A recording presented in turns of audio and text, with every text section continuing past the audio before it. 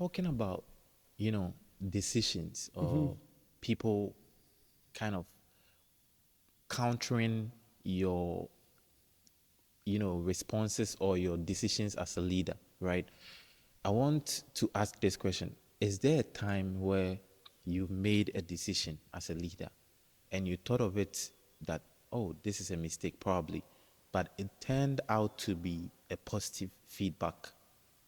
Is there a time like that in your life? Numerous times like that. I think we learn our greatest lessons from our mistakes, right? I said earlier that listening is a superpower. Another more of a character trait instead of an activity that I think is really helpful is self-awareness. And so the ability to evaluate yourself critically and honestly and know when you've done something well and when you haven't, and when you haven't, to self-correct and to admit that and to try to get better.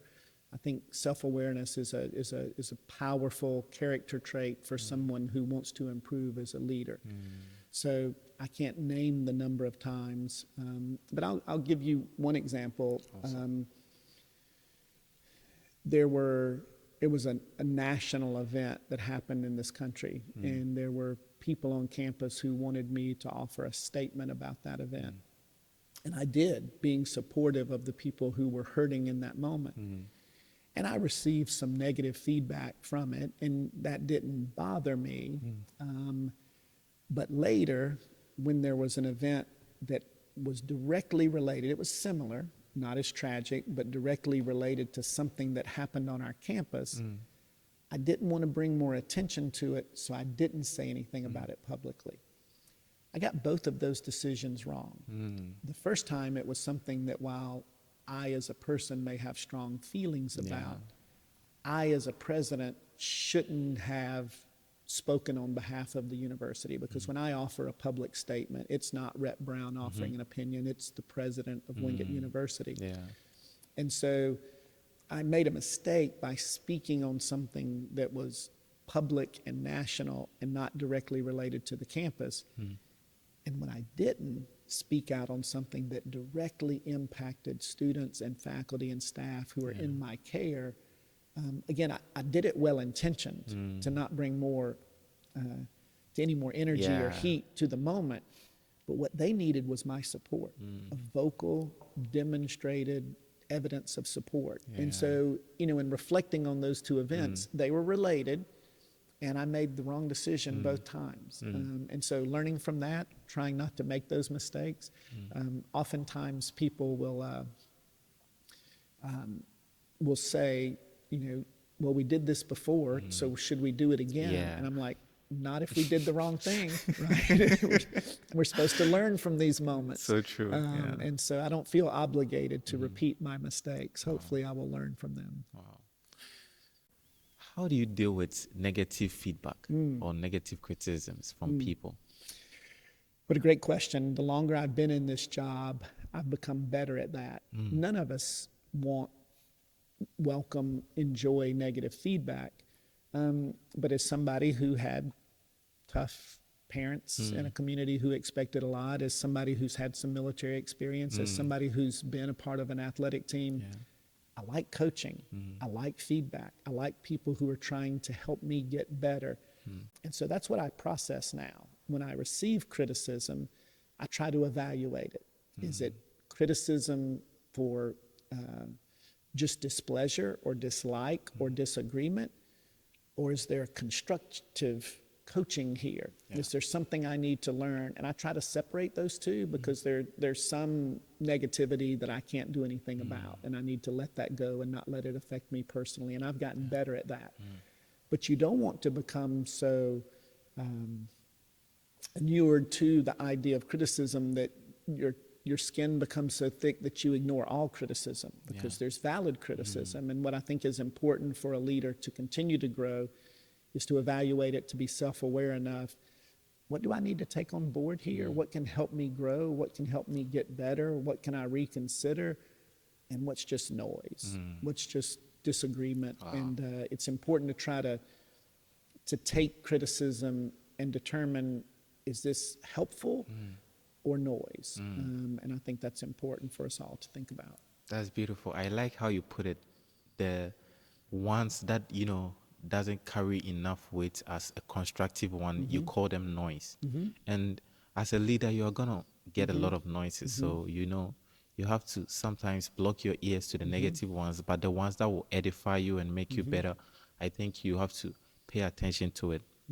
What is one thing that you think most people misunderstand about your job as a president of a university?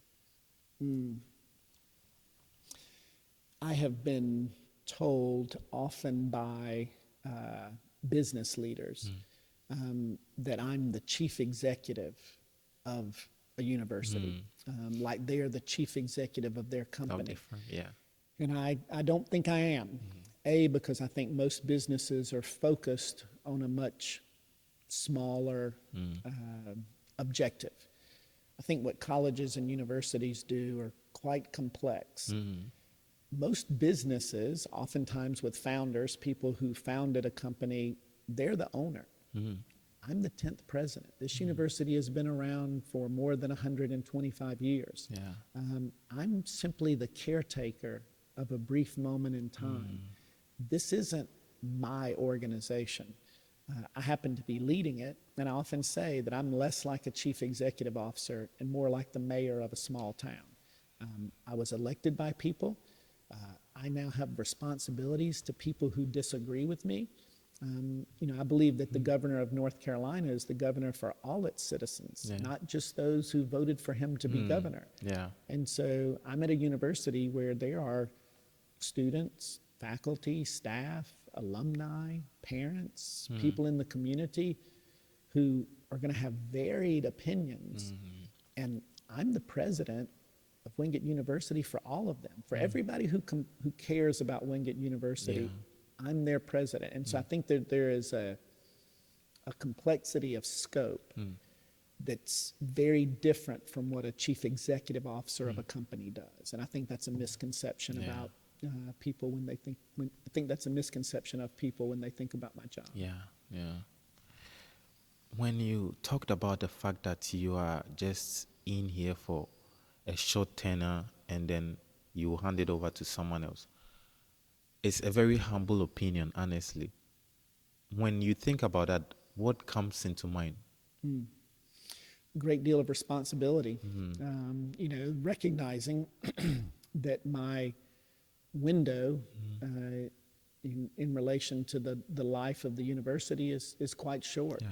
And taking that responsibility seriously, understanding I have a defined moment that I can contribute.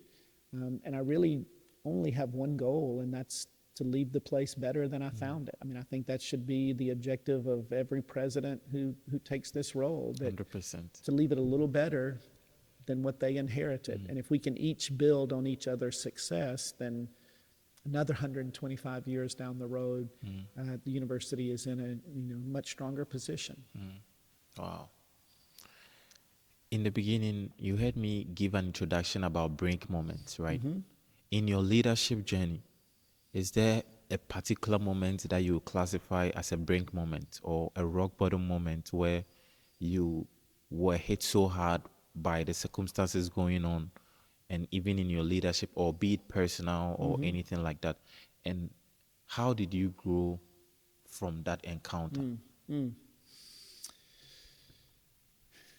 I can, in the way that you've described it, I can probably think of, off the top of my head, I'm sure there are many, but I can think of 3 BRINK moments. Okay. One was when I dropped out of college. After my first 2 years of college, I dropped out. I had transferred from a junior college to another 4-year institution, and I was in over my head socially and financially and wasn't a good fit. And so I took some time off, and there were those who didn't think I would go back to college. And it was important for me to maintain my focus and not get distracted. I had a full-time job, and I was making a little money, and it felt good. But I recognized there was a longer-term goal that I didn't need to get distracted from. So I think in that moment, it was just focusing on what the ultimate objective was and not letting the noise of the moment get in the way of that. The second time was I was 30, and it's the one period of time where I wasn't working at the university, and for a brief period I lived out in Los Angeles, and I was working, and I was in between jobs, and I was working at a temporary agency, and I was stuffing envelopes, and there were a lot of young people in the office who were younger than me who had full-time jobs, and I was relatively invisible to them and what they were asking me to do and how they treated me. It was a good lesson. And I think in the moment, what it taught me was how you treat people at all levels of an organization matters greatly, whether they're a temporary help stuffing envelopes or whether they're the president of the office there. And it was a particularly low moment to be 30 years old and to be working a temp job and not sure what you want to do with the rest of your life. And that was a moment where I think the most important lesson was just do the next thing that I could, just send out one more resume, just make one more phone call, to control those things and not try to solve all of the problem, but what is the one thing I can do today that gets me out of this situation, to control what I could. And then the third time was probably about 12 years ago, and I was trying to finish my dissertation to complete my doctorate degree, and I was stuck near the end of it. I had an important job here, my children were young, my wife was working, and I just couldn't quite get finished with the dissertation. And I had spent 4 or 5 years at that point taking the classes, getting that far, and I was really at a roadblock. I was afraid that I might not finish, and if it hadn't been for my dissertation advisor, he was at that point, he had left University of Alabama, and he was teaching at SMU. And he had a close colleague of mine who was in our program who was working at SMU. And he said, and it was incredibly generous, he said, how about you take a couple of weeks off from work, come out here and stay with Stephanie, and you come into work every day and sit outside my office, and you just work on your dissertation all day. I'll go over what you do each day, give you feedback overnight so that when you come back in, and he said, if you'll just give me 14 days, we'll finish this. And he didn't have to do that. And she didn't have to do that for me either. And so the lesson there in a BRINK moment was to rely on those people who care about you and who are invested in your success, and to not take those people for granted, who are willing to invest in you. So, the first moment, when I was younger was not to lose sight of the long-term goal. The second moment was knowing what I could control and just to take one small positive step to try to get out of the situation I was in. And then probably the last one was to count on those people who love you and care about you and don't think that you can do it yourself. I would not have my doctorate degree if I thought that I could do it myself. But my dissertation chair and my good friend pulled me over the finish line, and for that I'm very grateful. That's beautiful. All 3 stories are very awesome. And I want us to, talk about how you felt internally, right? Because you had support systems externally, but how were you keeping the momentum going? For example, at the second BRINK moment, when you were being treated so badly in the situation that you were in, how did you keep the momentum going daily, internally? It was hard. There were days probably when I didn't, but again, I think it helps to be optimistic. And again, I was married and had a loving and supportive wife, and she encouraged me. She had a full-time job. It was easier for her to encourage me at that time. She wasn't struggling like I was, but she believed in me and encouraged me to believe in myself. And in those low moments, she both gave me the love and support I needed, and probably the kick in the pants that I needed at the same time. And so again, it was even when you are the victim of even when you are the victim of circumstance, you can't behave as a victim. You have to take control of it as much as you can. And in all 3 circumstances, there were times when I felt sorry for myself, when I felt like I was the victim of these circumstances, that things were beyond my control. And that's a dangerous thing. There are times when situations are beyond our control. But when we can have the agency to take control back in a difficult position, that's the beginning of getting better. Wow. When you can take control of your situation and recognize that something is within your ability to feel better, to do better. I think that agency and that control and taking responsibility is really important. Wow. What do you, the thing that you mentioned about kind of eliminating victimhood mentality is so powerful, right? Many a time we put ourselves in this kind of shell and cover ourselves with being a victim that we can't even come out to be better. And if we stay in that shape for a long time, it kind of assumes that we are in this position and that's our personality, which is not so. But if we are able to, step a little further, we might become better and, do amazing things. Extensive research has been done to show that as human beings, one of the things that we pursue so much is fulfillment, right? Do you feel fulfilled right now with the kind of thing that you are doing? Or do you still have a yearning in your heart or a hunger to still do more? So it's both and. Okay.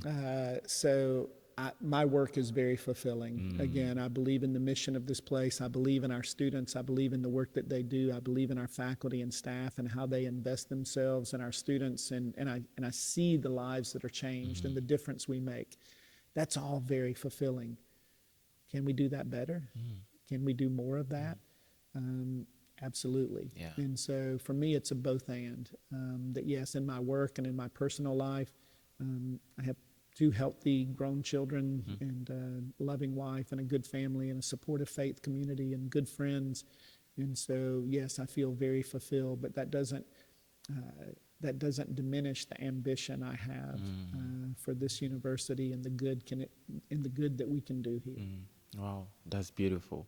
Being on both ends, it's good to be fulfilled and at the same time be ambitious, look forward that there is a lot of things that we can still do.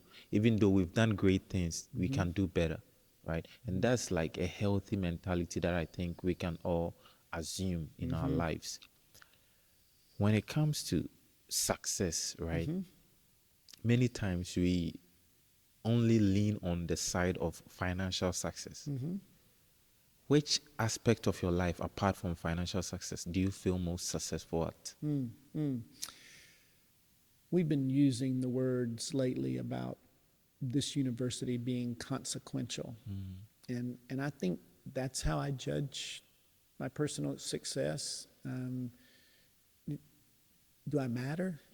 Do I make a difference? Is what I do of consequence in a positive way? Yeah. And I think that's ultimately how I would evaluate whether I'm making a successful contribution or not. Is it making a difference? Does it matter? Is it of consequence? And I think to ask yourself if you're doing those things regularly is probably pretty important. Wow. When we started the conversation, I said we will come back to mentors, right? As you were growing to, you assumed the leadership role as the president over this university. What mentors did you, have, or people who poured into you that made you become who you are today? Too numerous to mention throughout my life. Gratitude is one of my 2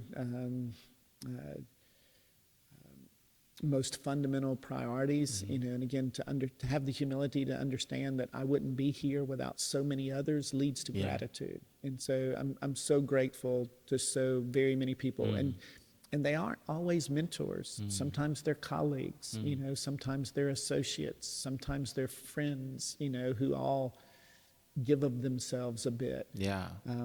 If I had to name one mentor, it's a current life trustee, member of the board of trustees, and he was a successful business leader, and at some point he was giving me some critical feedback, and it was hurtful, and it was hard to hear.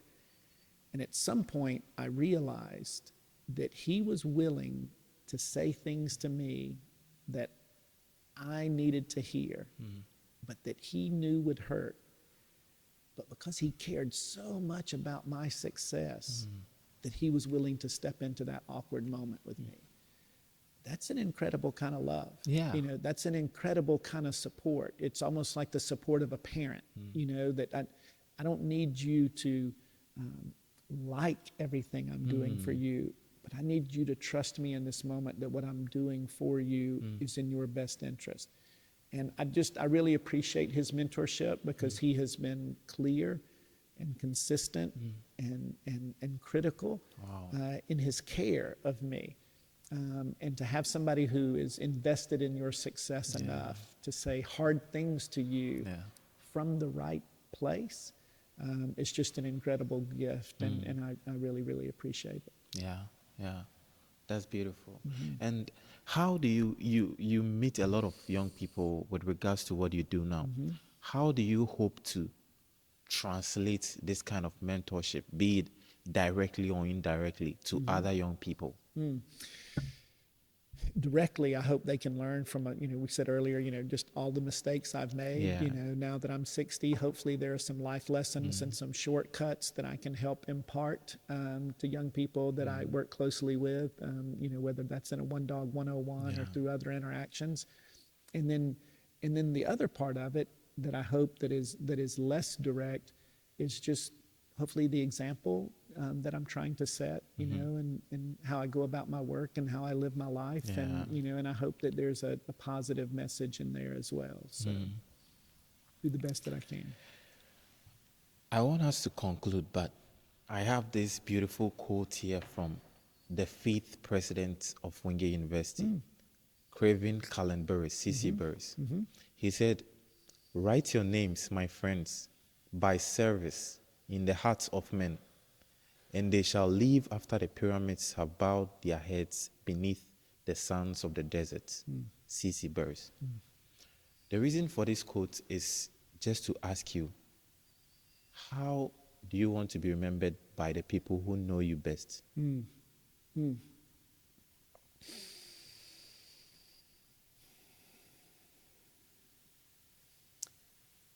As someone who cared deeply and worked as hard as he could for the benefit of this university and its people.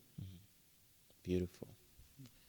We usually end with an advice to young people on how to live with purpose. But today I want us to, you know, switch it a little bit. Can you give us a quote that comes directly into your mind? Any quote that you wish to leave the audience with? Scared money don't make money. Let me see if I can find something more inspirational than that. An inspirational quote that I would like to leave for young people.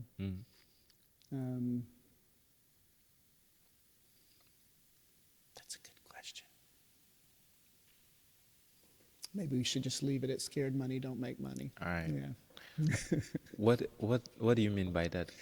I mean that if you aren't willing to take some risks sometimes, that little risk is little gained, and that sometimes you have to have the courage to do big things, and that's why if you hesitate, if you're reserved, if you aren't sometimes willing to take a chance and risk a lot, you can't achieve a lot. Wow. And as young people, we have a lot of risks to take. Thank you so much, Dr. Brown, for making it today. As I said, we've explored your life working in the U.S. Navy Reserves. And thank you so much for your service for this beautiful nation, and also your continued service for Wingate University. It's an honor to sit across the same table with you, as I said, to have this discussion with you. I hope it makes a very profound impact in the lives of many young people. Thank you so much.